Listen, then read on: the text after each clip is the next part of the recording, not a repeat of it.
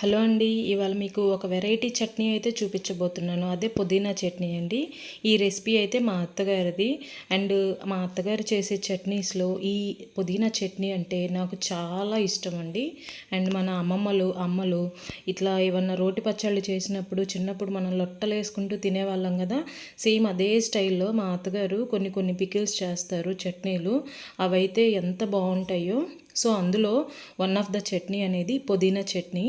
So ఇది ఎలా చేయాలి అనేది నేను ఈ వీడియోలో చూపిస్తాను. ప్రొసీజర్ ఇంకెందుకు లేటు, ఫాలో అయిపోండి. సో పుదీనా ఇలా ఫ్రెష్గా ఉన్నవి 2 కట్టలండి తీసుకొని ఇవి కాడలన్నీ సపరేట్ చేసి ఆకుల్ని తీసుకోవాలన్నమాట. అంటే కాడలు రాకుండా ఓన్లీ ఆకులే. ఇదిగోండి ఇక్కడ వీడియోలో చూపిస్తున్నాను కదా, ప్యాన్లో ఇలా ఆకుల వరకు తీసేసి ఒక ప్యాన్లోకి వేసేసుకోవాలి. కాళ్ళు అనేవి రానివ్వకూడదు, అప్పుడే చట్నీ అనేది టేస్ట్ బాగుంటుందండి. ఇదిగోండి మొత్తం 2 కట్టల పుదీనాని నేను ఇలా సపరేట్ చేసేసుకున్నాను. చేసిన తర్వాత మంచినీళ్ళతో శుభ్రంగా వాష్ చేయాలండి, ఇలా 2 to 3 టైమ్స్. అండ్ కావాల్సిన ఐటమ్స్ ఎండుమిరపకాయలు, మెంతులు, ఆవాలు, ఒక పెద్ద నిమ్మకాయ సైజ్ అంతా చింతపండు. ఇదిగోండి ఇక్కడ చూపిస్తున్నాను కదా, ఇంత సరిపోతుంది.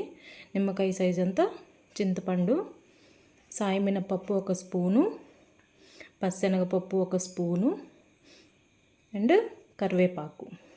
ఇదిగోండి ఇక్కడ చూపిస్తున్నాను. ఇవన్నీ మనకి కావాల్సిన ఐటమ్స్. ఈ జీలకర్ర, ఎల్లుల్లిపాయ కూడా వేయాలి. అవి పచ్చడి మిక్సీ పట్టేటప్పుడు వేయాలండి. సో ఫస్ట్గా స్టవ్ వెలిగించి ఆయిల్ వేసి, ఆయిల్ కొంచెం హీట్ ఎక్కిన తర్వాత ఈ ఎండుమిరపకాయలు అనేవి 2 కట్టలకి ఒక 20 నుంచి 30 ఎండుమిరపకాయలు తీసుకున్నానండి.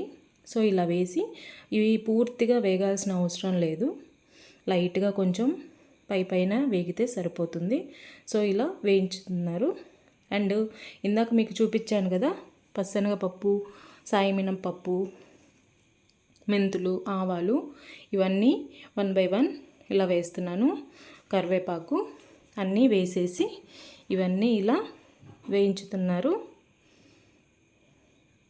ఇలా కొంచెం ఇదిగోండి చూసారు కదా, కొంచెం వేగిపోయిన తర్వాత ఇవన్నీ సపరేట్గా ఒక బౌల్లోకి తీసేస్తున్నారండి.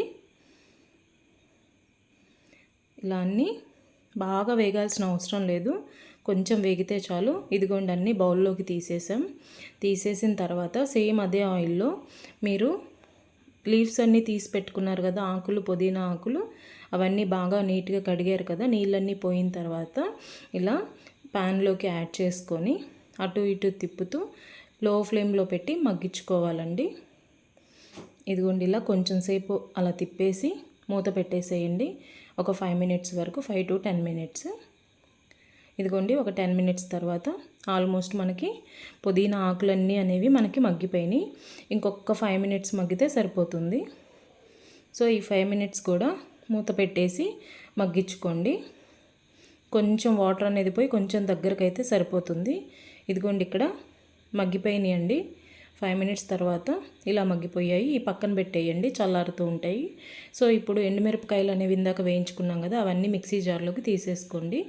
మిక్సీ జార్లోకి నీట్గా తీసేసుకొని, ఇందాక మనం ఇంగ్రీడియంట్స్ చూసినప్పుడు అందులో వెల్లుల్లిపాయలు చూపించలేదు. ఇదిగోండి వెల్లుల్లిపాయలు ఒక 7 నుంచి 8 వరకు వేసుకోండి. నిమ్మకాయ సైజ్ అంతా చింతపండు అని చెప్పాను కదా అది, అండ్ జీలకర్ర. ఈ జీలకర్ర అనేది డైజెషన్కి చాలా బాగా పనిచేస్తుంది. సో తగినంత ఉప్పు వేసేసి మొత్తం ఇలా మిక్సీ పట్టేశారండి. మిక్సీ పట్టిన తర్వాత ఈలోపు మనం ఆకు అనేది మగ్గించుకున్నాం కదా, అది చల్లారిపోతుంది.